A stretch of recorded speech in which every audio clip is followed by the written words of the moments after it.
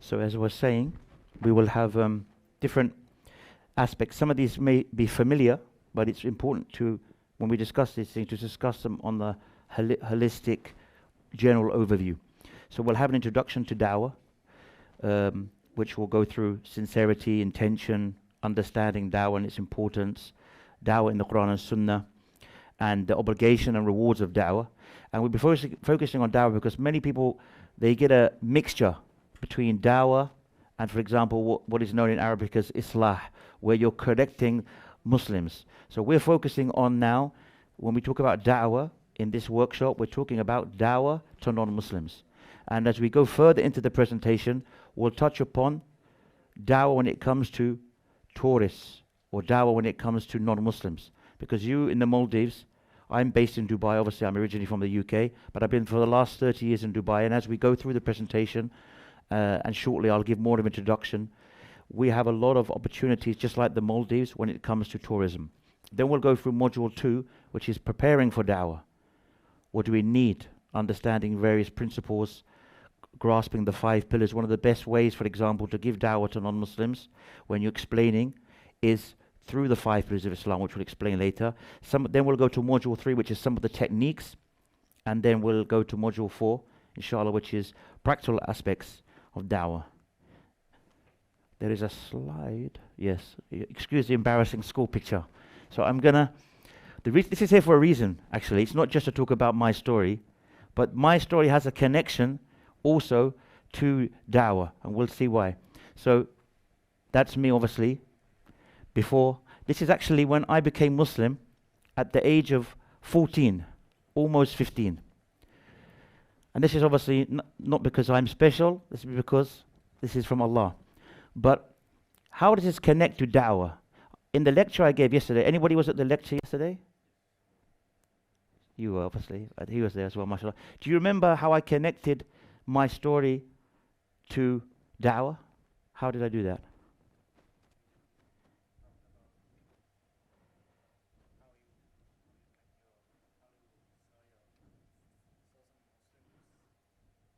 Exactly. So I'd seen some Muslims praying. So I mentioned in the lecture yesterday, when it was talking about the importance of the Sunnah. So I said, if we as Muslims, we do our best to implement the Sunnah in our daily lives, even just the way our character is and our interaction with people can have a big impact.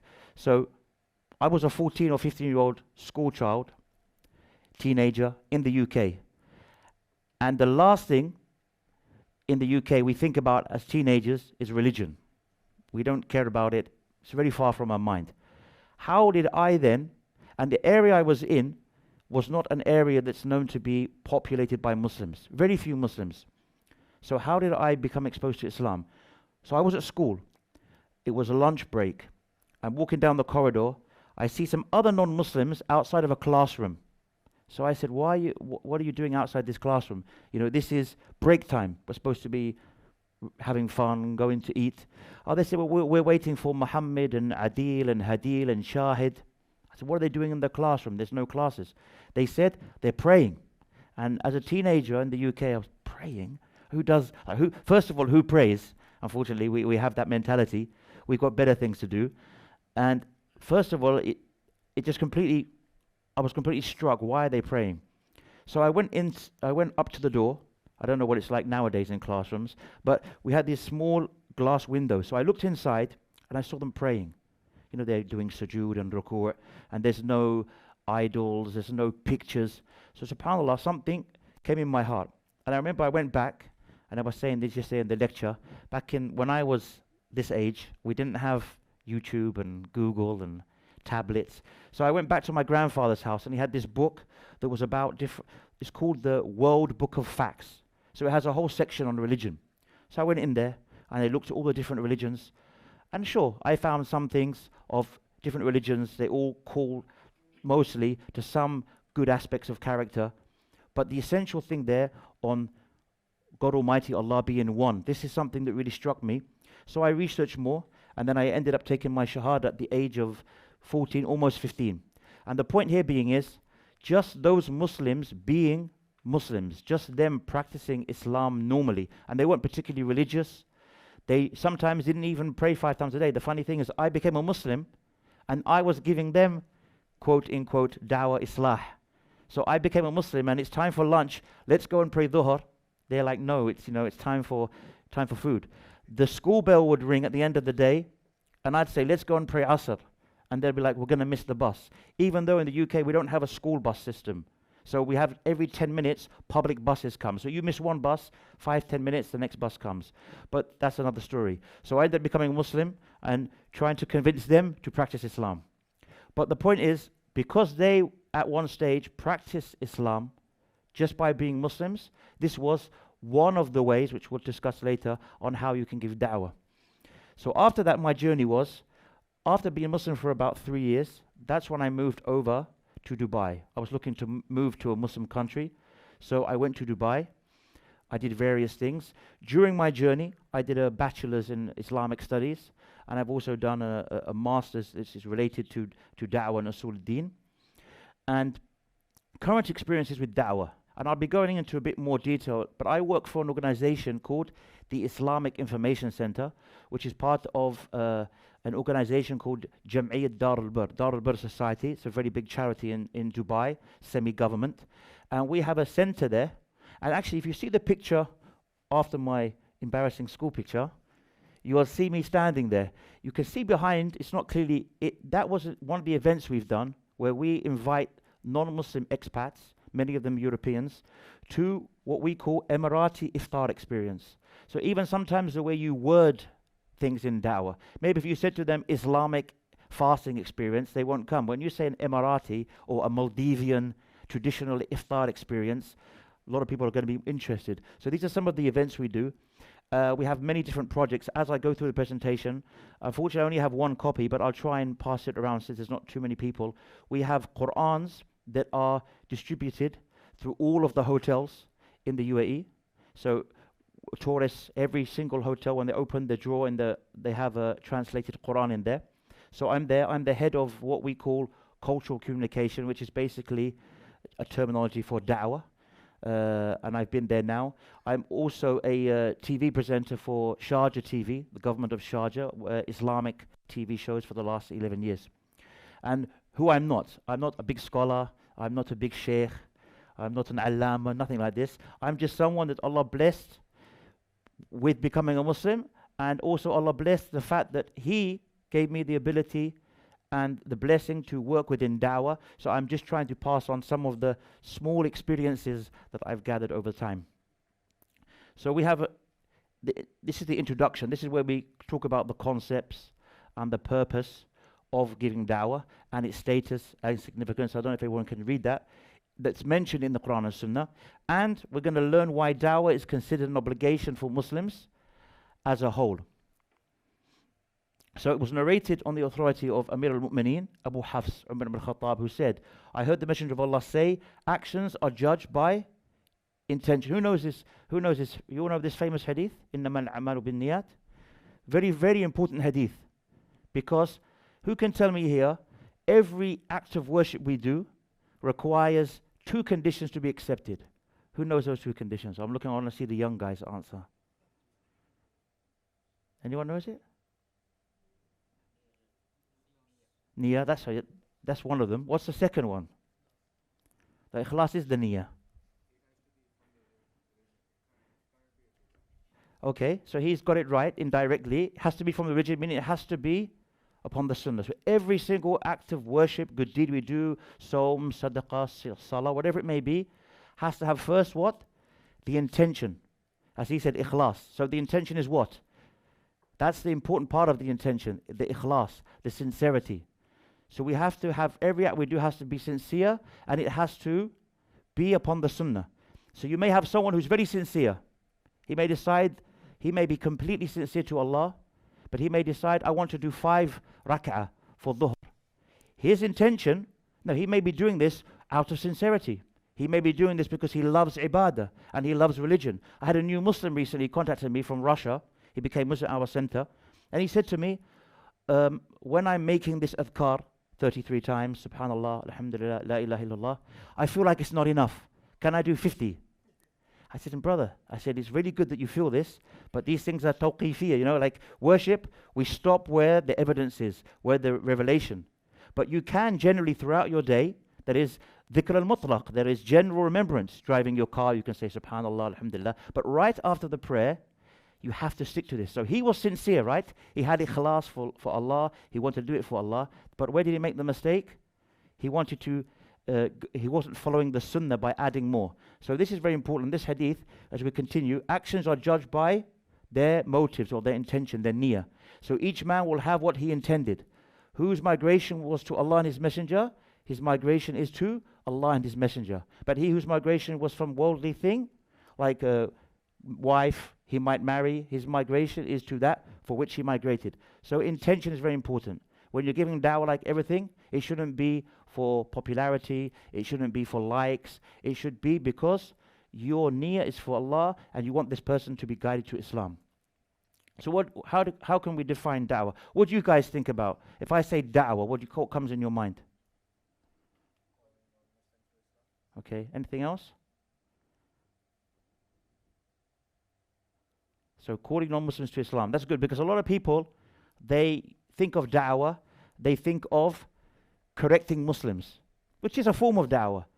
But we are going to focus here on da'wah, which means calling. Like even in Arabic, if you say, I have a da'wah, like a da'wah is invitation. So you're inviting them to Islam.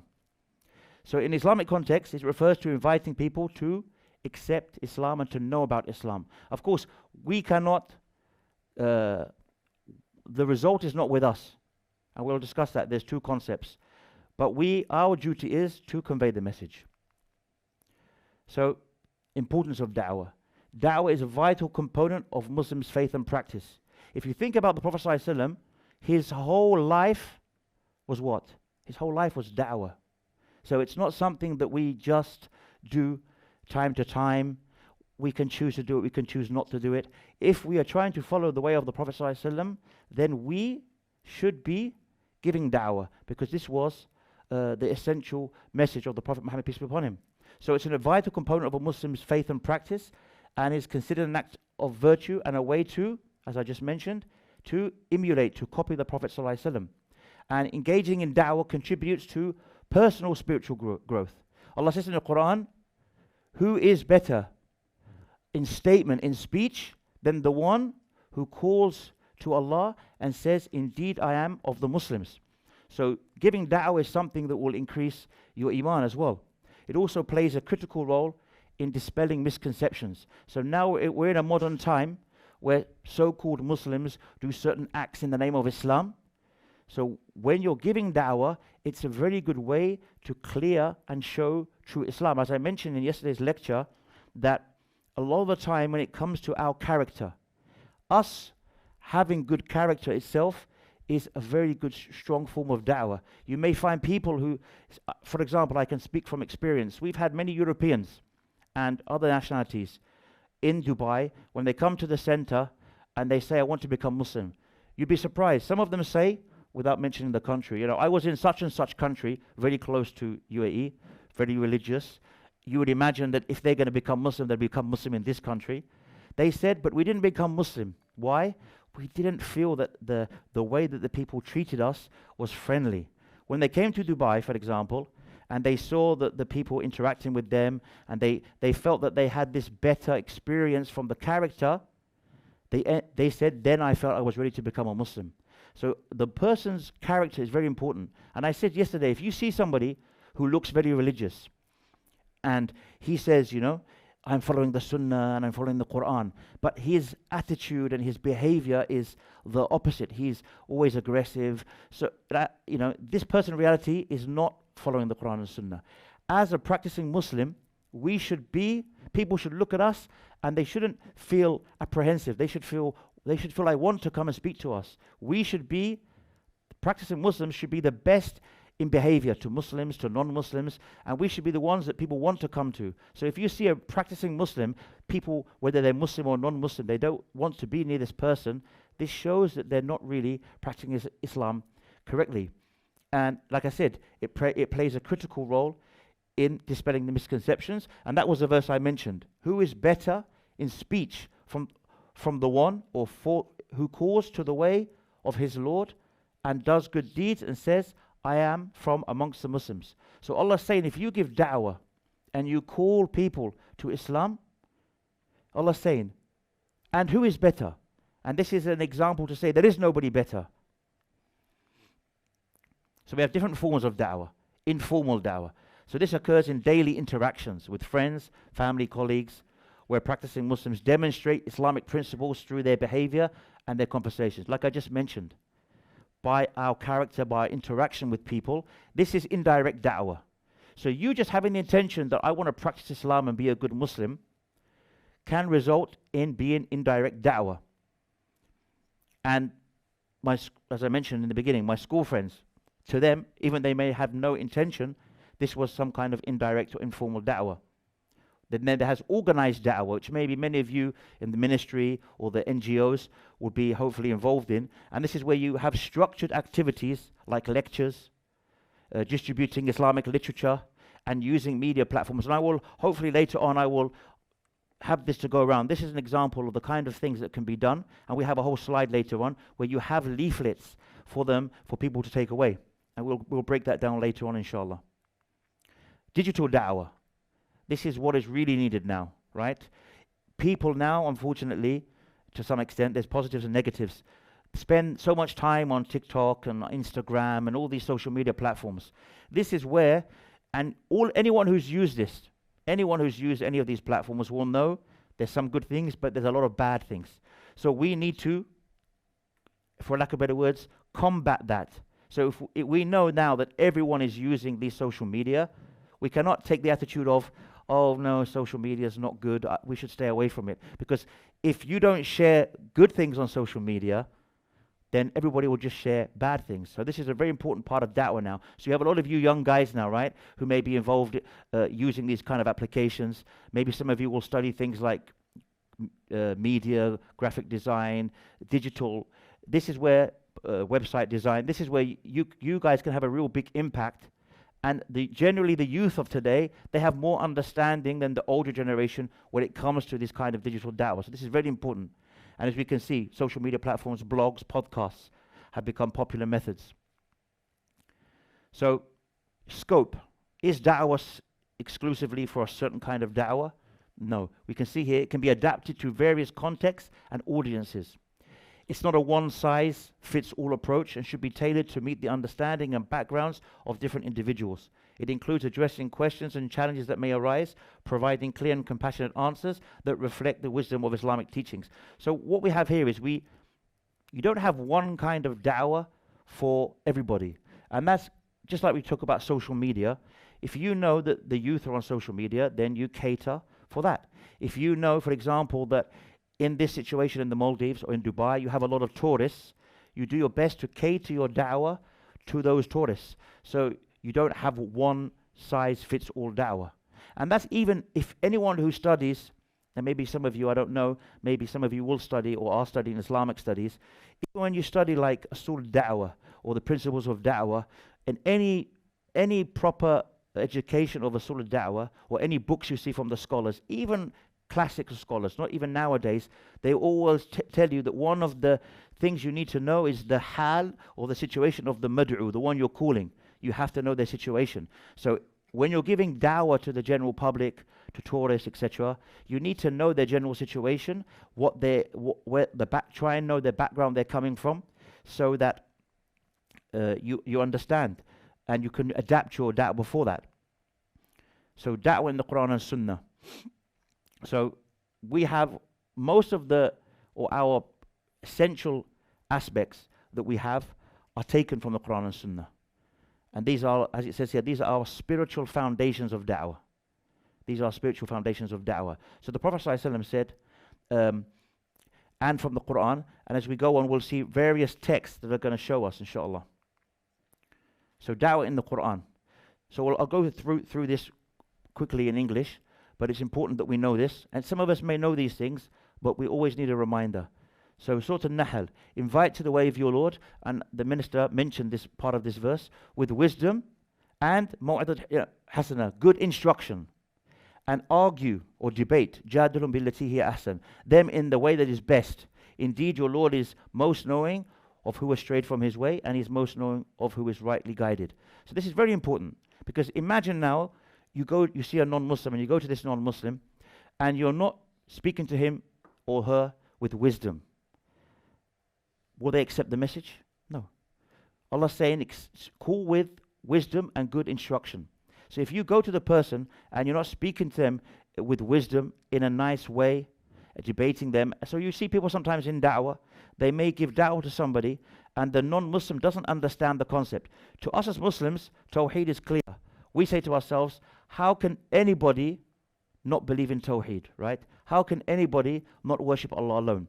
So sometimes I've seen people involved in da'wah, when they're giving da'wah to somebody and the person doesn't agree with them or doesn't understand that concept, they kind of like laugh, like come on, and they laugh in front of them. This is destroying the da'wah. How will this person accept da'wah from you if you are laughing at him or making him feel like he's insignificant or he's, because he didn't understand the concept? Surah Al-Imran. And let there be arising from you a nation inviting to all that is good, enjoining what is right and forbidding what is wrong, and those will be the successful. So these verses emphasize, as I mentioned, the need for wisdom, good instruction, and respectful dialogue in da'wah. And they provide guidance on the approach. So we need to know, what is our approach in da'wah? These are the four core foundations for how we give da'wah, starting upon this. And the concept of da'wah is not only a duty, but a significant contribution to the moral and spiritual welfare of society. And I mentioned that yesterday, something similar in the lecture. If all of us were following the sunnah, if all of us were having prophetic manners, how good would the society be, the country, the world? Da'wah in the sunnah. So the Prophet ﷺ's approach to da'wah with different tribes and his methods of the Hajj seasons. His compassionate handling of people's questions. Prophet ﷺ, when people would come to him, he wouldn't lose his temper, and sometimes he would repeat things 2 or 3 times. Sometimes he would give them a demonstration. So we know there's a famous hadith where he drew a line in the sand, and he said, this is the straight path of Allah, and then he did, and he said, these are all of the other subul, the other ways that go off the straight path. So that's also important when we're giving da'wah, not to do always one particular style. The hadith of the Prophet ﷺ, and whoever guides someone to goodness will have the reward like the one who did it. And he also mentioned, بَلِّغْ وَعَنِّي وَلَوْ آيَةٍ, convey from me even if it is one verse. And I mentioned again yesterday in this lecture, some similarities coming. And yesterday's lecture, in fact, was about the importance of the sunnah. It wasn't about da'wah. But I briefly touched on my story. So you can see those people who were praying. And this is where the first one comes in. Whoever guides someone to goodness will have the reward of the one who did it. What does that mean? It means that the one who did it doesn't get the reward? No. It means he gets the reward and the person who guided him to do it gets the reward. So you have those people who prayed in front of me and then explained Islam to me. Every time I pray, hopefully, inshallah, there's some ajr now here on the stage. All of the things I've done since I became Muslim, it goes back to those guys who I saw praying at school. And I mentioned as well, I know one da'i, just a leaflet like this, of one Emirati guy. He pulled up at a petrol station in Dubai, and he gave one of the people working at the petrol station a leaflet. And he drove off. Little did he know, that person read that leaflet, became a Muslim, became a da'i, and maybe 1,000 people have become Muslim after that. So all of the reward of those 1,000 people, when they pray, when they fast, when they make dhikr, when they read Quran, everything they do in their lives goes back to that average Muslim guy. He wasn't a scholar, he wasn't a da'i. He just said, we have Islam, Islam is great. Let me just pass on this leaflet. Let me just pass on, obviously following rules and regulations. Let me pass on, if it's allowed, pass on that leaflet to the tourists who come in my shop, or if I'm a taxi driver, whatever it may be. These have a very big impact. And whatever the person does, the reward goes back to the person. So this is all encouragement, showing us the importance and why we should be giving da'wah. So strategies from the Sunnah. Tailoring the message to the audience as taught by the Prophet ﷺ with the common people and leaders. So the Prophet ﷺ, he would adapt his da'wah. If he's dealing with common people, he would speak on a certain way. If he's dealing with leaders, then he would speak on a particular way. So like we mentioned earlier, da'wah is not like a one-fit situation. And use of personal character and ethical conduct as a form of silent da'wah. As we mentioned earlier, the way you behave, the way you are. So da'wah is classified as fard kifaya. Who knows what, you can read it, but who knows what fard kifaya means? I wonder, some of these guys look like they're getting a bit sleepy. So I'm going to wake you guys up. Fard kifaya. Come on.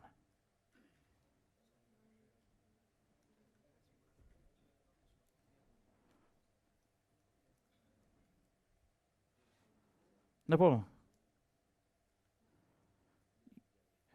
You guys are having a deep discussion, so I hope you're going to come with an answer. Otherwise, maybe I'll go to the girls' side and they'll give the answer straight away. That's what usually happens.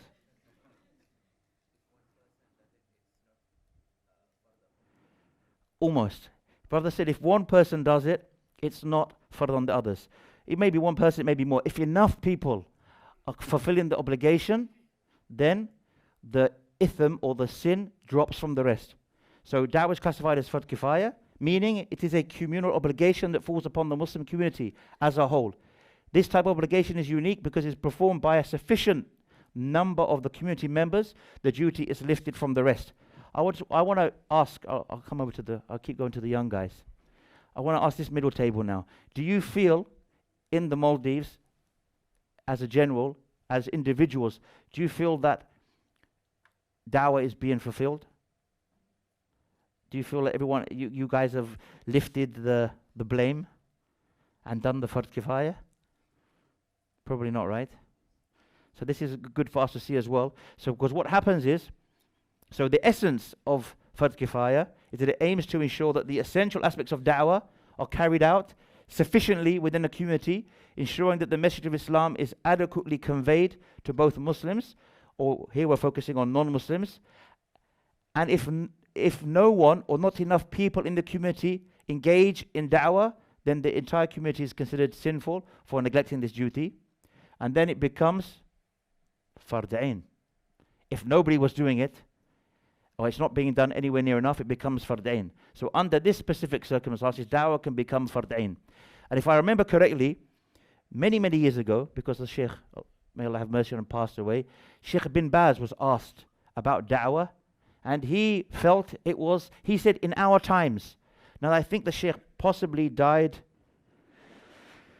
20 years ago. So he said in his time, and this fatwa was probably not right when he was close to death. So he's talking about 30, 40 years ago, when many situations in the world were better. And he said his opinion back then was fard ain. Imagine now. Imagine now how societies have changed around the world, how people say that I identify as a bottle of water, or I'm a cucumber or something like this, right? No, the world has gone crazy. So imagine if Sheikh bin Baz was alive now, if he said back then that da'wah was fard ain because he said it's not being done enough. So unique position to influence. So an individual, this is another reason it could become fard ain. If there's a particular individual who has the particular skills in the country or has the ability, it may become fard ain upon them to take up the, with the whatever the government or the country you're in allows you to do or not to do, following the regulations. It may be fard ain upon them to take, because they have the skill, they have the experience, they have the knowledge. And also, if there are so many misconceptions about Islam out there, it can become fard ain because there is a desperate need to correct these misconceptions. So that can be done, like I mentioned, social media. Social media doesn't mean you have to be a scholar. Maybe not everyone should go on social media and start recording themselves, giving lectures or quoting hadith, because one thing leads to another. The person then he starts to answer people's questions without qualifications. But every one of us now can go and make an Instagram account, find some good dawah clips and start to put them on the various social media accounts. And sometimes you may have a personal relationship or with a non-Muslim, whether it's family member, or maybe you're at work, or maybe you're someone who deals with tourists every day. In your daily life, you're interacting with non-Muslim tourists. It may become fard ain upon you because you see this tourist in front of you. You can't just sell him or deal with him and just let him go. You should try your best when possible to give them da'wah in the different forms. So we have the obligation for da'wah. We see, let there be among you a group, inviting to good, enjoying what is right, and forbidding what is wrong. Those are the successful ones. We had that earlier. And the life of the Prophet ﷺ is continuously instances where he engaged in da'wah, publicly and individually. His efforts to spread the message of Islam under various circumstances are a precedent. So they're an example for us to follow. So the rewards. And this is, we mentioned this one already. So the spiritual benefits. So engaging in da'wah offers spiritual rewards. And we mentioned that hadith, whoever calls people to guidance will have a reward like the rewards of the one who follow him. It also fosters significant personal growth. If you're regularly engaging in da'wah, what does it mean? What do you have to do? You have to regularly educate yourself in Islam. Because if you're going to give da'wah, you need to know. So when you start to give da'wah, you also have to continuously learn. It gives you humility and patience because da'wah involves interacting with diverse attitudes and beliefs, which can cultivate humility and patience as one navigates through various responses and levels. And self-reflection. It encourages self-evaluation and spiritual self-improvement as one strives to be a better example to others. Because if you're going to go out there and you're going to call people to Islam, then you yourself should do your best to try and correct yourself, ideally. Most people, if they're going to be out there telling people to do good, come to Islam, have good behavior, have good manners, and they're not trying to do that themselves, then that would be very strange if it doesn't have some kind of impact on them. Impact on the community. So it can transform communities by educating the community. Remember I mentioned if we all were doing this, it will spread through the community, and that will educate the community, which will help reduce ignorance and misunderstanding about Islam and promoting more knowledge. So if everybody starts to give da'wah, or they start to educate themselves to try and give da'wah, that means Muslims will be educated, they'll be educating themselves, and that will spread throughout the community. It will foster peace. By clarifying misconceptions, da'wah can lead to greater peace and understanding between different community segments. And community members better understand their faith, which enhances unity and collective worship. And also, when you're giving da'wah, you can share, as it says here, you can share real life stories. So I gave you a real life story, right, when I became a Muslim. So this can also help in da'wah when you're sharing with people real life stories and experiences that they can relate to. They don't always want to necessarily hear about scripture and hadith and Quran. Maybe sometimes they need some personal experience. I'm just going to take a seat now. So setting personal goals in da'wah.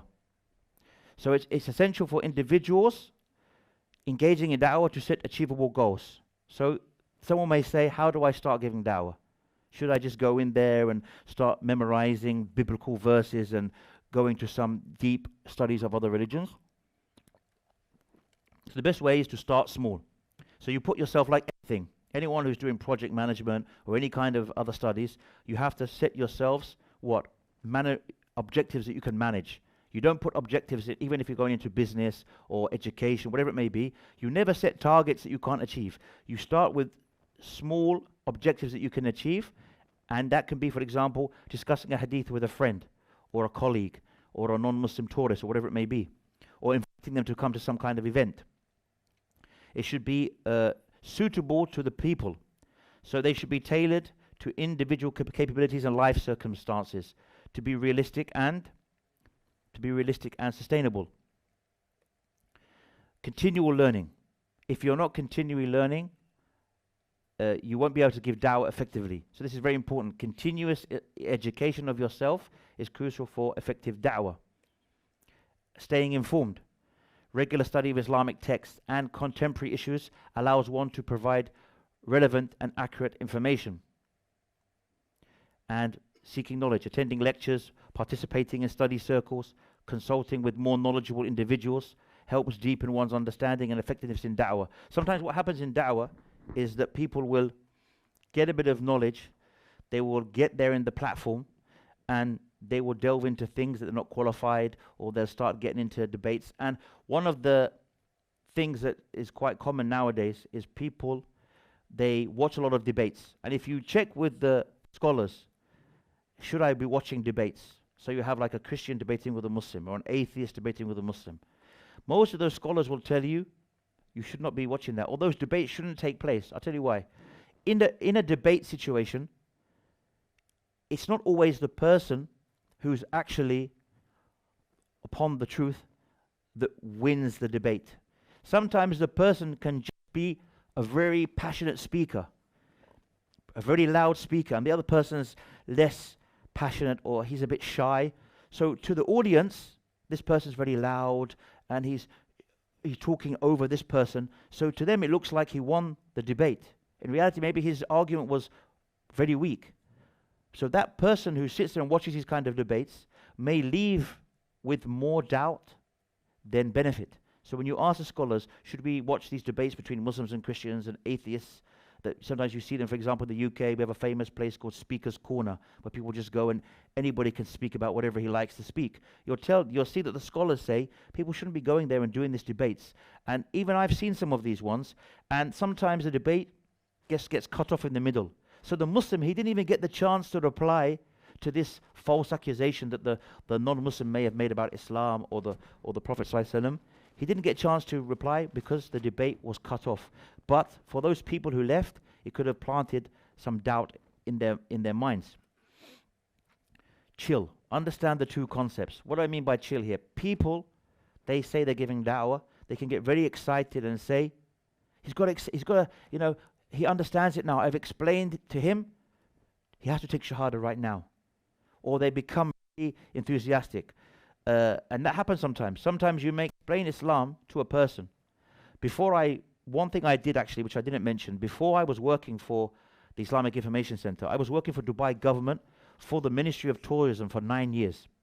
And I was part of a team that managed a traditional palace of one of the old ruler family that had been turned into like a museum. And for about 5 years of the 9 years, we had an Islamic Dawah exhibition. And we had non-Muslims coming daily. What would we do? This is a perfect example of how you can use tourism, for example, in Dawah. So we would tell them, when they look at our exhibition, we had like the scientific miracles in the Quran, the creation of man. We had very nice posters, very nice screens showing videos. When they finished, we would tell them to come inside and have some traditional coffee and dates, and we'd open up a topic with them. So many of those non-Muslims, they would say to me, we from Europe and around the world, we know Islam is the truth. They said, for sure, if anything is the truth, Islam is the truth. But becoming a Muslim is a different thing. So many. I would say to some extent, maybe 50% of them. There were other ones who say, I'm not really caring, I don't really care about religion, but there'd be ones who would say, I know Islam's the truth, but I can't become a Muslim because what will my friends say? What will my society say? Just like Abu Talib. Everyone knows Abu Talib, right? Why did he not become a Muslim? Anyone knows why Abu Talib, the uncle, the one who defended the Prophet ﷺ, he defended him? Peer pressure. This guy's got all the answers, mashallah. What's your name? Amr? Umar. See, mashallah. So basically, exactly, peer pressure. He basically didn't want to give in to what the rest of society would say. So there's so we have two different things. You have Hidayat al-Irshad. This is where it's our duty. And then you have Hidayat al-Tawfiq. Can any of us open a person's heart to Islam? No. Actually open their heart. We can maybe open their mind, make them think about it by the permission of Allah, but we cannot open their heart. So there's a difference. Our job is to pass on the message.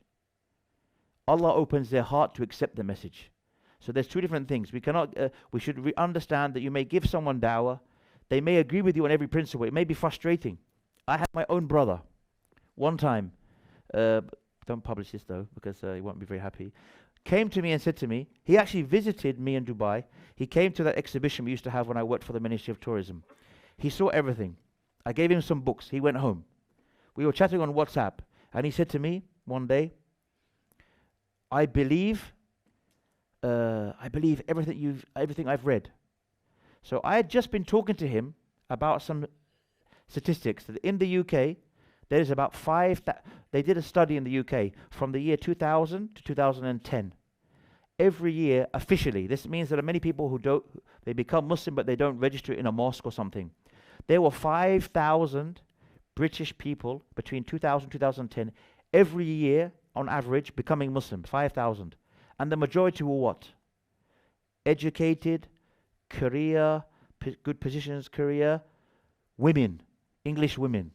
So this goes against this whole concept that they're always trying to push. Islam oppresses women. They always think that every woman who wears hijab, that, you know, someone's whipping them at home to wear hijab. This is the concept they try and push out. So the majority of these British women were successful career women. They would have good jobs, good income, good social class, educated, and they were women. So I thought that my brother, when he said, I believe what you tell me, he must be talking about this statistics I gave him. I said, oh, you mean the statistics? He said, no. He said, I believe, I've read about Islam, all these books. He said, I believe it makes sense. But until now, what happened? He didn't become Muslim. Because I did the Hidayat Arshad, or tried my best to, but he did not get the tawfiq from Allah. He stopped. He said, what will my wife say? What will the rest of the family say? What will my friends say? I become a Muslim, I lose my friends. Sometimes Muslims, they say, I become a good Muslim, I will lose my friends. If I stay away from haram, the other people, or the other people at school, or whatever it may be, at work, they'll think I'm a weirdo, they'll think I'm extreme, they'll think what's wrong with this guy. So they stop practicing Islam or going forward in practicing Islam because of what people will think. So you have this as well when you're giving da'wah. So that's important to mention. And another story from my own family. Again, I wish I did this time. I'm the one who's falling short, or I was falling short, because I didn't really give him any da'wah. But my uncle, I have my uncle, my mother's brother. He is 100% anti-Islam, anti-immigration, 100%. Even so, that even though he's like a successful businessman and stuff, but if you see his attitude, you would imagine that he's one of those kind of hooligans or uneducated people who are always fighting or something, you know, like they don't have any kind of intellect, because he's so against Islam. His own son reached out to me years and years ago on Facebook. I wish that it would have been because I was giving him da'wah, because I was in Dubai, he was in the UK, and he said, I believe in Islam. I want to become a Muslim. I said, subhanAllah. But is he a Muslim today? No.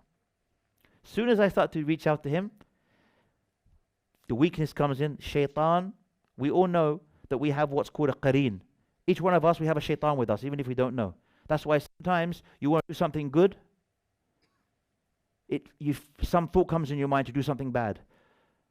Or sometimes you get this kind of thought that you say to yourself, subhanAllah, I just had that really horrible thought, or that evil thought, or this evil idea, or this bad idea. This is the qareen. Just like you have shayateen al-ins, you have humans can be like shayateen, right? You can be going to the mosque, the guy can say, come and let's go and listen to some music. Don't go to the mosque, or we're going to go here, come with us. This person at that time, he's been like a shaitan, he's been like a devil, right? So you have this qareen who's always with us. So he became apprehensive. He disappeared. I'm trying to contact him, gone. Until this day, he's not a Muslim. He's become like a doctor, PhD in volcanology, very clever guy, but subhanAllah, he didn't become Muslim. So that's important to mention. We can only give da'wah, we cannot make them become a Muslim. And now we have preparing for da'wah. I'll try not to take too much time because I want to make sure we can fit everything in. What time do we need to go for a break? Really convenient. Okay, I'll do it a little bit more because we started late, and then we'll take a break, inshallah, so everyone can have coffee and wake up, and inshallah. So preparing for da'wah. So here we're going to introduce the concept and purpose of da'wah its status, significance, and we're going to learn why it's an obligation. We're going to go a bit more detail, basically. So, who can tell me what, without reading it? Who can tell me? Yeah, this guy. I'm going to get you because you're talking. So, tell me, what is Tawheed? In your own way. Don't worry, I don't want some scientific, scholarly. What do you understand of Tawheed? With that?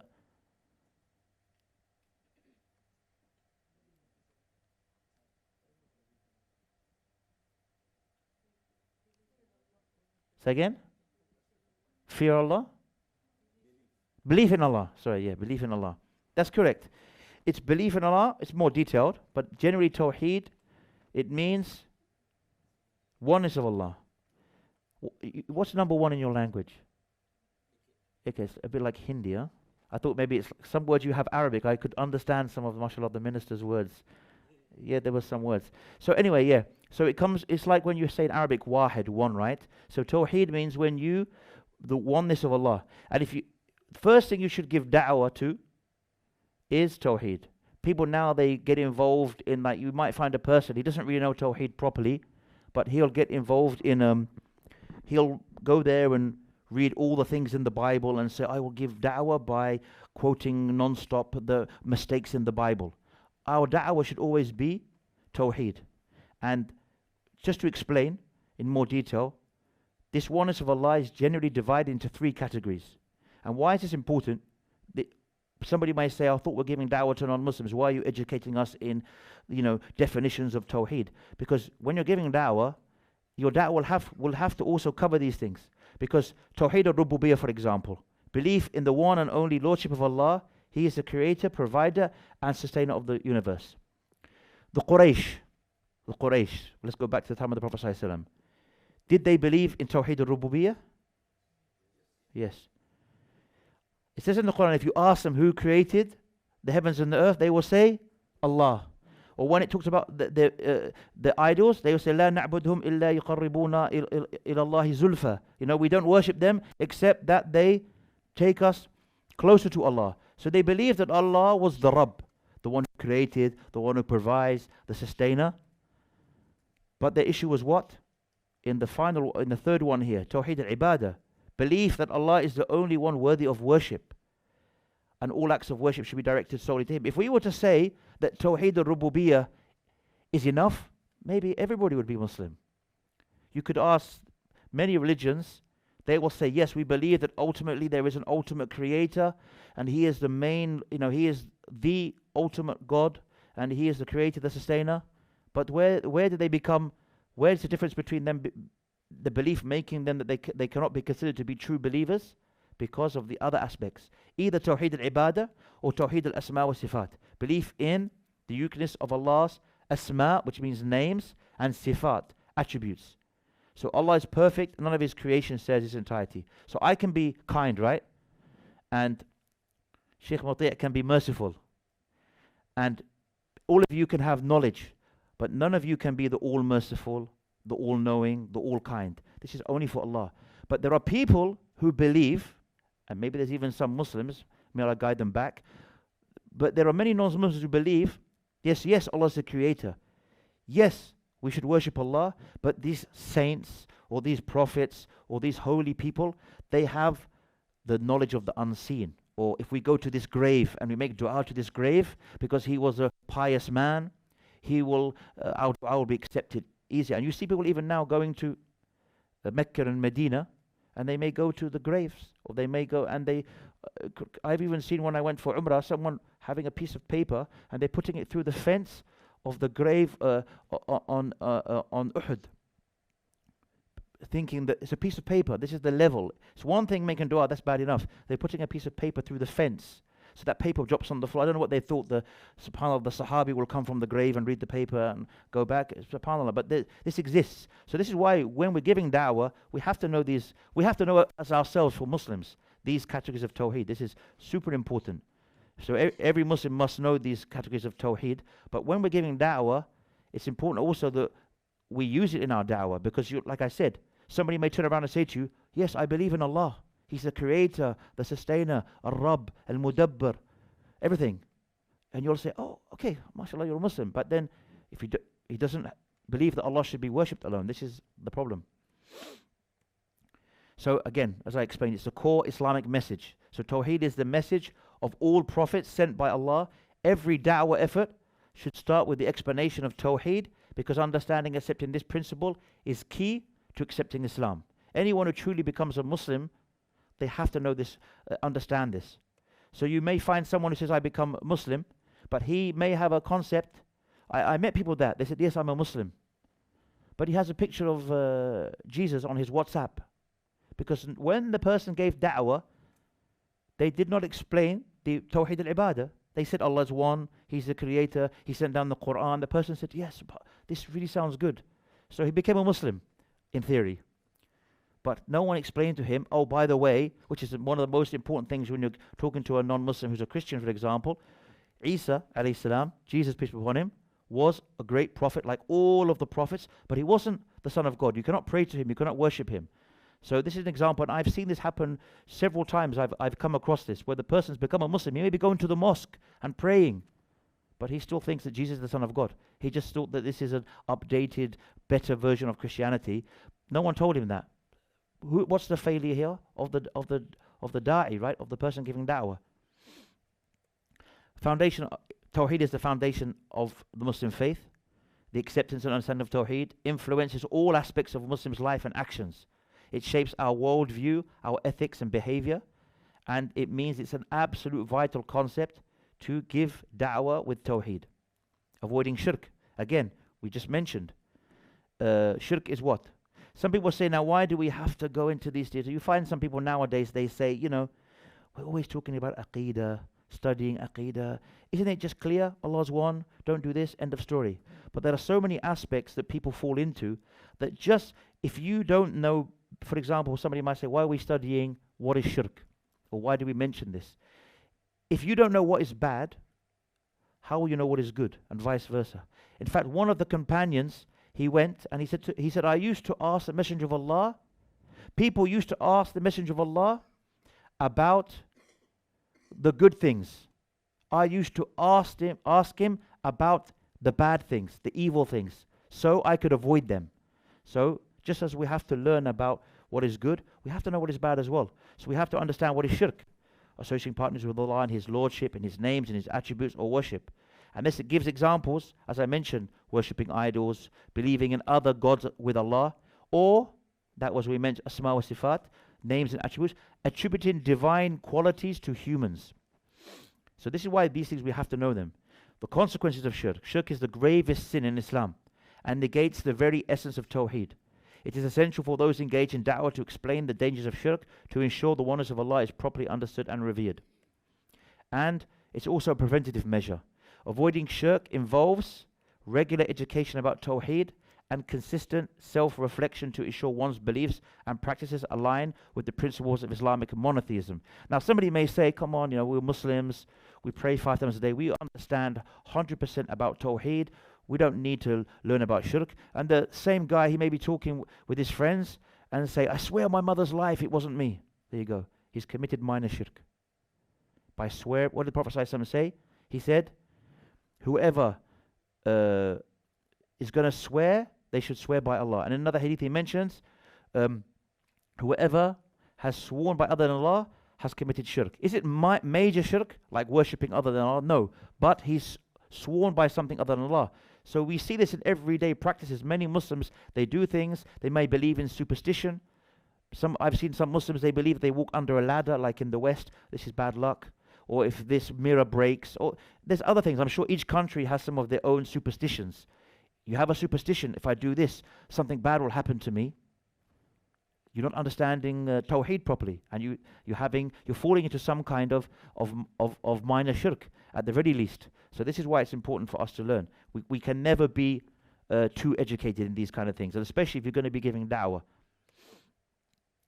So engaging with Tawheed in da'wah. So practical tips: encourage the use of Quranic verses and hadiths that highlight the importance of Tawheed in da'wah conversations, but make sure they're simple and clear explanations to communicate the concept to those unfamiliar with Islamic teachings. So if you're giving da'wah to someone who's not a Muslim, you're not going to go into and you're going to mention the Quran. You're not going to say this is a sahih hadith reported in Al-Bukhari and Muslim and Tirmidhi, because they have no idea what you're talking about. And a lot of people as well, I've seen them giving da'wah, they will say the Prophet sallallahu alaihi wasallam, and the person's like, he doesn't have any idea what you're talking about. So say the Prophet, peace and blessings be upon him.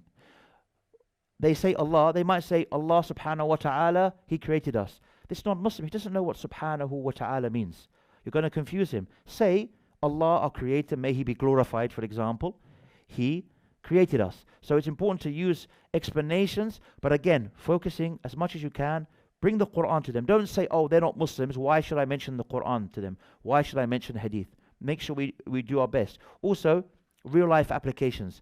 Offer examples on how to live out Tawheed in everyday life, such as relying on Allah in times of hardship, making decisions that reflect His commandments, which can serve as practical demonstrations for Tawheed for non-Muslims. So sometimes you may be speaking to a non-Muslim and you'd be surprised. Sometimes they may start talking about problems in their life. They may start talking about things because you've opened up about religion. Maybe they feel a bit spiritual.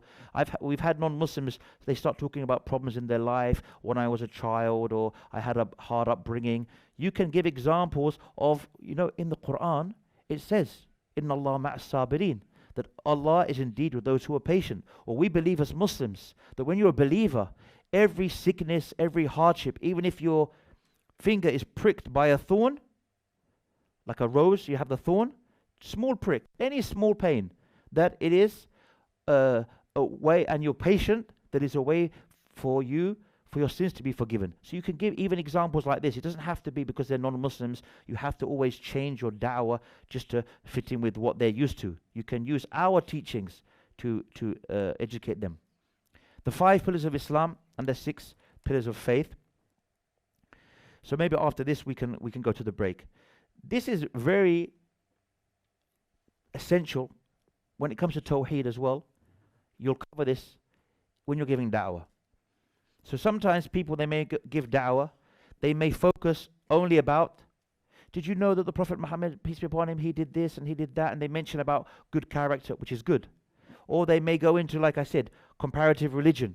Did you know that in your scripture, in the Gita, Hindu, whatever it may be, or the Buddhist Pali, or the Bible, it says this, it says that, and they spend all their time, and sometimes the person doesn't even believe in that. They don't even ask them, can I ask you a question? What do you believe in? Maybe you spend half an hour, the person's like, he wants to say to you, like, please stop, I don't even believe in the Bible. Just because I'm from Germany or from UK, or I don't believe in the Bible. But you spent half an hour saying in verse John chapter 55, this is a misconception, this is a contradiction of the other verse, and he doesn't even believe in the Bible. We should keep our da'wah around these 5 pillars of Islam and the 6 pillars of faith, because these are our core beliefs.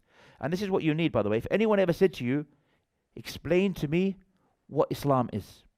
Of course, you can say that essentially Islam comes from the word in Arabic, istislam, to submit and surrender to Allah. But then you explain to them the 5 pillars of Islam and Iman. For example, in our center, that is our core, you could say, script, because you'll touch upon other things. So when you go to them and you say to them the Shahada, this is the Tawheed. When you're explaining to them that there is no God. A lot of people translate La ilaha illallah as there is no God but Allah. But are there not false gods? There are many gods, right? False gods. So it's always better to say the real translation of this, and even the scholars in Arabic, they say when the Prophet ﷺ used to say, Qulu la ilaha illallah, say la ilaha illallah, they understood that this meant La ma'buda bihaqqan illallah. There is nothing deserves to be worshipped except Allah. So this is the real meaning, that nothing should be worshipped except Allah, and that Muhammad ﷺ is the messenger of Allah. So this is the fundamental thing. So if you're giving da'wah using the 5 pillars, you've finished the first one of Tawheed. The prayer. So this is a very nice example. When you speak to people, everyday people nowadays, they're thinking of looking good, trying to be healthy, drive nice cars. They're thinking about the material things. So it's really good here. You can explain to them that the 5 prayers, you give the example that people can relate to. You say, the Prophet Muhammad, peace be upon him, he mentioned, imagine, this is the Prophet ﷺ said this to the Sahaba when he was asked about the prayer. Imagine if you have a river you have a house. Right outside your house, you have a fresh flowing river. And you go into this river 5 times a day and you wash yourself. He said to the Sahaba, would there be any dirt left? They said, no, O Messenger of Allah. He said, this is the similitude of the prayer. So when you say this to them, it makes them realize that this is kind of, everyone's looking for some kind of spiritual health, spiritual guidance. So you don't, imagine if you just said to them, yes, as a Muslim, we must pray 5 times a day. If you miss it, it's a sin. You must make sure you do it. It's not very welcoming to them, right? Because they haven't understood the beauty behind the prayer. When you say to them, imagine if you went into this river every day, how clean you are, how good you will look and smell and feel. This is what the prayer does for you spiritually. And then you say to them, as well, we are humans, we make mistakes. What happens when we pray? If I pray now, Fajr, then I pray Dhuhr, what happens in between? Who can tell me?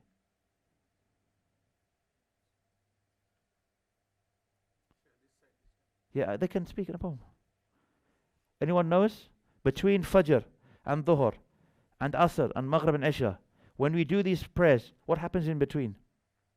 Every time I pray Fajr and then I pray Dhuhr, then I pray Asr, what happens? This should be... Huh?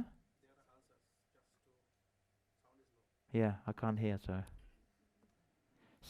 we will imagine, because some of them are from the Uqaf, so for sure they have the good answer. Basically, our sins are removed, right? There's a hadith of the Prophet ﷺ, between the 5 daily prayers, and Jum'ah, and Ramadan ila Ramadan, kaffara ma bainahum. It is an expiation of your sins. So when you also go to them and you say to them, we're humans, we're going to make mistakes. Becoming a Muslim doesn't mean you're going to be an angel, or you're going to be perfect. Prophet ﷺ said that every child of Adam, meaning every human makes mistakes, but the best of you are those who repent. So when you explain to them as well that when you pray, you're going to make a mistake. You're going to make mistakes. The sins get removed. Every time you pray one prayer and then you pray the other prayer, it removes the minor sins in between them. When you do Jum'ah to Jum'ah, you pray Jum'ah, it removes the minor sins from that Jum'ah to that Jum'ah. When you do Ramadan, etc., etc. So you can explain to them like this, rather than saying to them, if you become a Muslim, you must pray 5 times a day. If you don't pray 5 times a day, it's a sin. That's not the way to invite them to Islam. Invite them with they understand why the Salah is there, what benefit it is for us as humans. Not that this is just an obligation, and if you don't do it, you're sinning. And that can be even for people who are involved in educating Muslims. Even when they're giving a khutbah, it's not always the right thing to say to them, fear Allah, the punishment if you don't pray. How about telling them the beauty of the prayer? Why do we pray? Maybe there's how many khutbahs have been given where they tell the people why we pray, and the ajr, of the reward of praying, and the benefits of praying, and the spiritual benefits, and the benefits on Yawm al-Qiyamah. Or are many of the khutbahs just saying to them, pray, haram, sinful, make sure you pray, fear Allah, which is good, but there has to be a balance. Then you can mention zakah. There was a time in the past, in the time of the Khalifa Umar ibn Abdul Aziz, that zakah was so perfectly implemented that when they would go the next year to find people to pay zakah, they couldn't find people who were poor enough, because it was so well implemented that those people had then been able to maybe use some of this zakah money to do businesses, etc. So when you have zakah, imagine now how many people out there have savings. I don't know what it is in your currency, but approximately in dirhams, it's about maybe 17 or 18,000 dirhams, which is maybe like $4,000 or $5,000 minimum you have or more in your bank account. You take 2.5% of that, you give it to the poor. You don't have that, you don't have to give. Imagine if all the people in the world who have savings like that, all of these millionaires and billionaires, if they all gave 2.5% of their wealth to the poor, there would be a lot of poverty removed from the world. So you can give them dawah like that. You don't have to say to them, if you become a Muslim and you have money, you must give 2.5%. Let them understand the beauty behind it. Let them understand the word zakah. Who knows Arabic here? You know Arabic? MashaAllah. So now you have the answer. I'm not you, MashaAllah. You're giving too many answers. You have to give someone else. So what's your name, brother? Yes, you. The one, you put your hand up. You said you know Arabic, right? So what's your name? Okay, Mater. So what does zakah mean in Arabic?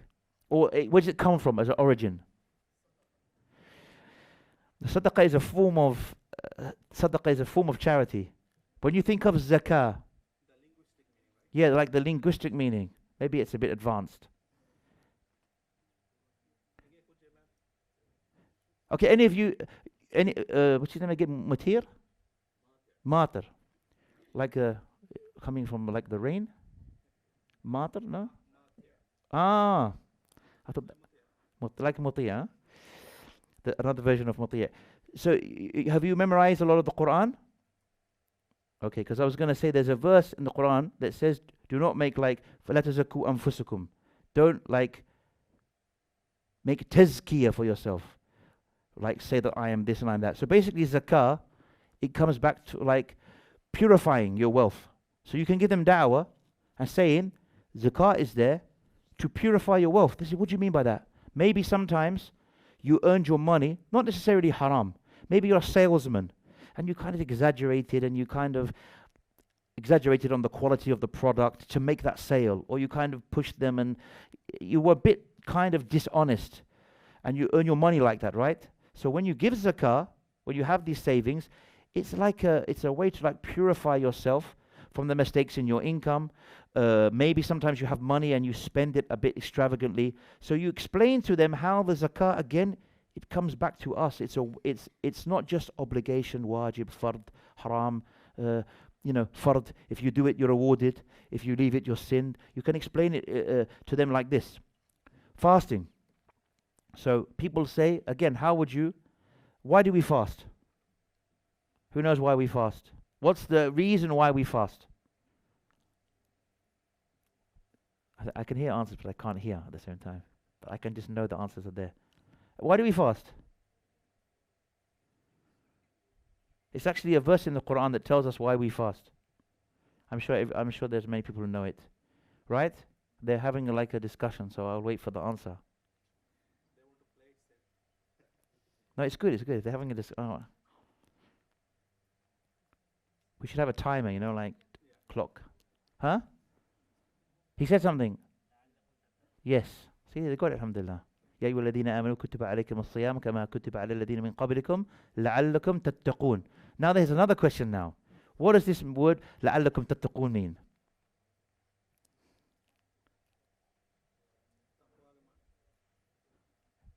Basically, taqwa, لعلكم تتقون means so that you may be of the muttaqun, right? Which comes to taqwa. Taqwa, I won't keep asking you so many questions because we'll be here all day. But the point is, we fast for taqwa, right? And I'll explain what taqwa is and how we can relate to that. But people often give da'wah, they say, yes, you should fast. It's a detox for your body. It makes you strong. It's good for your health. This is true. Fasting is good for your health. Fasting, it makes you feel, it should make you feel grateful, because many of us, we can eat every day when we feel like it. Some people don't have that blessing, right? We see people around the world now in war and poverty. They can't find food. So for sure, this makes us grateful. But the main reason we do it is this, لَعَلَّكُمْ تَتَّقُونَ. Why do we get taqwa from fasting? Why is it like a pillar? When we talk about pillars, it's like this here, right? These pillars. You remove the pillars, what will happen? It will collapse. So our Islam will collapse. So when you're giving da'wah, you can explain to them, and even maybe many Muslims don't think of it like this. When you're fasting, it's like I always say to them, it's like a training ground. Now you have a lot of people, they have this concept of, every new year, they say, I have a New Year's resolution. I will stop smoking, I will be this, I will be that, especially in the West. So I say to them, this is a training ground. Because what do you do in Ramadan? You stop eating and drinking, right? Essentially. Those are the main two things. Which is usually completely halal and fine. So if you can give up the halal in Ramadan, every day, from before Fajr until Maghrib, then you should be able to give the haram generally up as much as you can in your life, right? Because you're staying away from halal for a whole month. So Ramadan is supposed to make us become better people. Taqwa. Taqwa means what? If you translate in English, too many words. Piety, righteousness, fear of Allah, awareness of Allah. So if you're fasting now, 10, 15 hours, any of us, no one is fasting and they are under the watch of their mother or their father or their wife or their husband the whole time. Many times they'll be alone and they can quickly have a drink. Nobody will know. Mom, dad, wife, work colleague, society. No one saw me. But why don't we do that? Because you remember Allah is watching us, right?